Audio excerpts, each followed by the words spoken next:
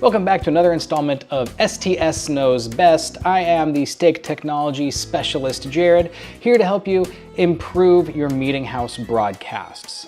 In this episode, we are going to talk about some of the cool ways that you can have more engaging hold videos when the sacrament is happening. So as we know, the ordinance of the sacrament is not meant to be broadcast with the rest of sacrament meeting. And rather than just turning off your webcam and muting the audio, there's something you can have that's a little more engaging. Now, in another episode, I did show a way that you could have a sort of hold screen and even incorporate some Mormon Tabernacle or appropriate church music in that hold. What I'm going to show you in this episode is how you can have a more engaging experience with actually having a video loop. By the way, I do also have a live session of Zoom going on here on the side window. You'll notice here it currently is that default screen. Don't forget, every time you open up OBS, you gotta start virtual camera. Notice that when I switch from this, we have a little loop of Tabernacle Choir music. And when I transition to this, we have our live camera feed, and the audio is changed. When I showed you earlier is you could go to this. But how about if we have something a little more fancy? How about if we have a looping video? You're gonna need to get those video sources. Where do you go to get those video sources? Well, I would say be careful with copyright laws. Also be very careful that something is appropriate. Check with your presiding authority, whoever is in charge of your unit, whether it's ward or stake level, and make sure that they feel what you're choosing is appropriate. I'll put that disclaimer out there. I do know that a great source that I have used in the past, and no one's ever had a problem with it thus far, is going to churchofjesuschrist.org and go to the library. In library, if you scroll down, you're going to see music. Click on that. And then you can get conference music. So if you click on conference music, you are going to see all the different general conferences. And let's say you want to grab something from this. April had a great conference song that you loved, right? So I'm going to go down there and, oh, okay, here's the Tabernacle Choir singing Come, Come Ye Saints. So I'm going to click on that. And if you were to click here, it would start playing the video. And it's already edited to just the video, just the parts you want. I have seen on some of these videos a little precaution. Every once in a while you'll get one where the camera dips away to show the exterior of the conference center, and it'll say something like, this is the 161st semi-annual. You don't want to download that video. But so I do a quick check and make sure that the video I'm getting doesn't have that station identification element. But if you look in these videos, there is a little down arrow with a line. That is so you can download the video. If you click on that, you can choose your different qualities. I have found that, honestly, if you're just doing this through a Zoom feed, and this isn't something where you need to read fine text, you're going to save some hard drive space if you go a 720p. 720 is still considered high def. It's just not full HD. 1080p is great, but depending on people's stream and buffering and your meeting house internet, you're probably not really going to be sending a full 1080 video out anyway. So I'm going to download the 720.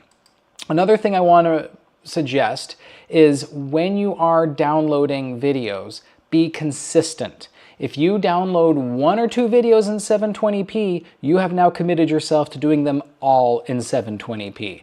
And the reason why that matters is because when you assign or bring in videos or elements into OBS, and you saw this in previous videos, when you resize those elements, those pictures or that camera feed in that screen, it's going to remember that setting. And if you bring in a 720p video and stretch it to fit perfect in that visible viewing area, and then the next video is 1080p, the video is going to cover more than your viewing area. It won't all fit. I can show you an example of that in a sec. All right, so I'm going to save this file, and I recommend keeping, like I did with the music in a previous one, I have a broadcast folder, and in there I have a church hymns, which I use for that hold music, but I also have another folder, and I'm just going to call this tab videos, short for tabernacle, and I would just make sure that is the folder that has only the videos I want for this use. And again, I'm going to leave the file name as defaulted because I want to remind myself of the resolution I used, in this case 720. So there's one. And then if I go back, I can just pick another one. Let's say I like True to the Faith. Great one. Usually I try and get more sacrament-y type songs, but you know, as long as it's appropriate and it was during general conference, you're pretty much good to go, right? So once I let that video load, there's my download arrow. So I'm going to download the 720p version again, and I'll just leave the default name. And then I'll just get one more. And this time I'm going to purposely do what I told you not to do. So I'm going to grab Rejoice the Lord is King, but this time I'm going to grab a 1080p version, just so you can see what happens when you mix the resolutions. All right. And so Rejoice the Lord is King is my 1080p version. So now I've got 3 videos. You might want to, if you're going to do this, I recommend getting a good number of videos. I would say 30, 50 even, if your hard drive can hold all that. Because if someone is consistently watching remotely, and the sacrament ordinance and the passing, that can take 15 minutes sometimes, depending on, or longer really. And it gets really repetitive and really redundant for people when they have the same 3 or 4 on loop. It starts getting worse than just not having it at all. So I recommend building up a very healthy log of these videos. Get a lot of them in there to make it worth it. Okay, so I have the sacrament hold, and I'm not going to use this one. I'm just going to create a new one from scratch because I don't want to reuse the room audio that I have in main, and I don't want to reuse the hold music, and I'm not going to use any of these video sources either. I'm not using this static image of the temple. I'm not using a camera feed. So I'm just going to create a new scene, hit the plus button, and I'm going to call this sacrament video loop. I'm going to call it sacrament video loop. You can call it whatever you want. That's what I'm going to call it, just so for my reference. Now I've created a new scene. It is blank. I have nothing in there yet, and that's good. That's what I want. One disclaimer. In a previous video, I added a bit about installing VLC for your machine. VLC is a free open source platform, and it must be installed before you do this. In fact, you want to close OBS down to do the installation of VLC. Once VLC is fully installed, you can come back to OBS to do this. Another disclaimer that goes with that, make sure you choose the 64-bit version of VLC. And I'll just reiterate real quick by showing you. If you Google VLC, don't just hit download here. Trust me, you'll regret that later. Go to their actual website. It looks like this. Don't click on download VLC. Click on the down arrow next to it and get the 64-bit version. If you do not get the 64-bit version, these features don't work with OBS. Okay, so now that I've got this, I'm going to hit the plus arrow and I'm going to go to VLC video source. Very much like what we did with the audio loop. I'm going to call this, what source am I going to call this? I'm going to call this tab videos. You can call it whatever you want. I'm going to call it that. Notice there is an existing one called Motab. That one is the one I created for the music loop. So I'm going to specifically call this tab videos. And honestly, I probably should have called the other one like Tabernacle Songs or something, but you can rename it later. It doesn't matter. All right, so now I have created that, and then I have some options. First is loop playlists. So yes, please, make sure that you have it loop. So when you come to the end, if for whatever reason you have this hold, you could use this for other things, like if you want to have an introduction thing or an end of the video thing, you could have it loop. It's good to have it do that. Also, people will get burned out if you do the same videos in the same order. So I always shuffle the playlist. So that way there's a percentage chance that it's not the same video every single week. And then I have it stop the video when it is not visible. In other words, if I switch to the welcome screen and then switch back to the video loop, it will have stopped and then restarted when I go back. I don't want the videos to keep on playing in time when I rejoin it. That's certainly an option if that's what you prefer, but I like the default setting here. Now the next important step is, this is the list of playlists. You could actually have multiple folders that you could include in this playlist. To keep things simple, I find it easier to just have one folder, one playlist. Makes things a lot easier. So I'm going to hit the plus key, and don't do add files. Adding files one by one is a nightmare for maintaining. So I'm going to hit add directory. And then it's going to open up some default weird thing inside of OBS. I put them in my Documents Broadcasts folder, and then there's a folder here that I showed you a little while earlier called Tab Videos. That's where I saved those. I don't have to go into the folder. I'm just going to click the Tab Folders video and hit Select. So now I can see my path, and it is selecting for my tab folders. If you mess it up and you need to come back at any time, double click here, and you can adjust that path or some of the other settings. Now, you'll notice that it doesn't show much here. It just shows that. In the preview, it does not show the video looping in preview. It will only show the video once you put it into the program feed. So you don't get to test this. If you're in a live broadcast, you don't really get to test it. Just so we can see what it looks like, I'm going to hit transition. And notice that the minute I move it into transition, it works. But also, look at that. The video does not take up the whole space. If you look at my preview window of what they see, it doesn't fill up the whole space. Why? Because we did not resize the video. So we're going to need to fix that. Another thing that you can do is if you click back on the video here and you click on the element in the scene, the source, you get this playlist thing, and so you can skip ahead, and you can actually even track to the next track over. So there's the next track. I'm going to go ahead and resize this while it's in preview. Again, you really want to do this stuff before.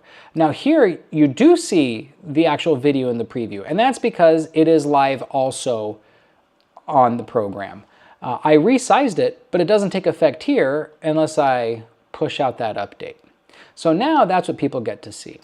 So I've resized this for a 720p video, but what happens if I now play a 1080p video? So this is the other video that I downloaded earlier just to show you what happens. Now I have a 1080p video, and it looks okay enough if you just look here, but you'll notice on the preview window, you see that hashing? That means there's more video that's off the screen. And if you look for a second, you can kind of see something is up.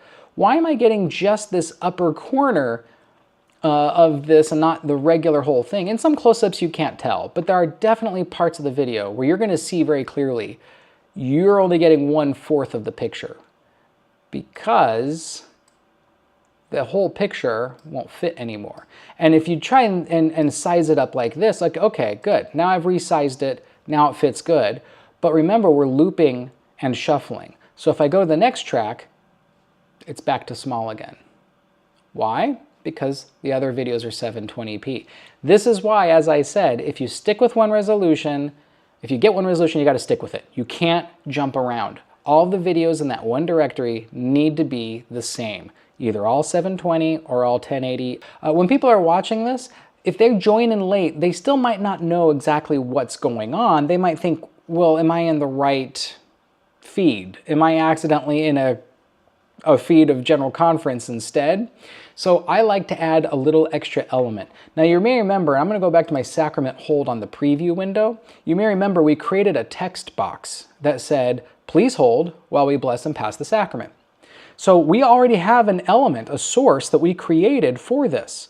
Well, the nice thing about these sources is they're not limited to just the scene you have them in. You can bring elements from one source to another, or from one scene to another. So I'm going to go to my video loop and I'm going to add text, but instead of adding a new text, I'm going to go down here where it says add existing. I'm going to click on the waiting message. So I'm going to click on add existing, waiting message, okay. Now it did come in a little big, so we do have to resize it, and resizing it here will not resize it or change the location of it on the other video. That is one thing that is nice, but as I mentioned in a previous video, if I change the text of this message here, I am changing the text everywhere.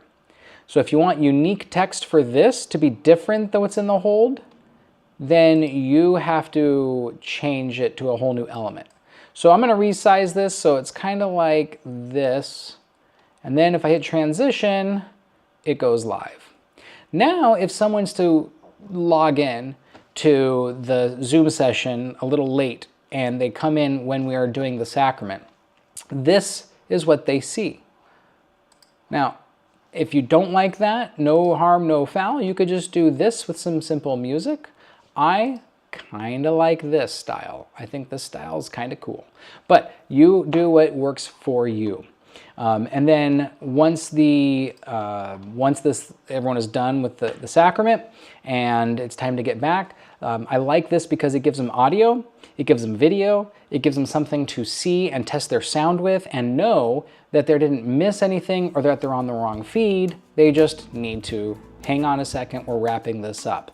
And then with one click of the button, hit transition, and now you're back to the camera feed, right there on the podium, ready to go, and the audio comes with it. Quick and easy. I hope this has been a little bit of a cool pro tip that you can incorporate into your meeting broadcasts. Again, this is STS Knows Best, and I am the Stake Technology Specialist, Jared. Thank you for joining me today.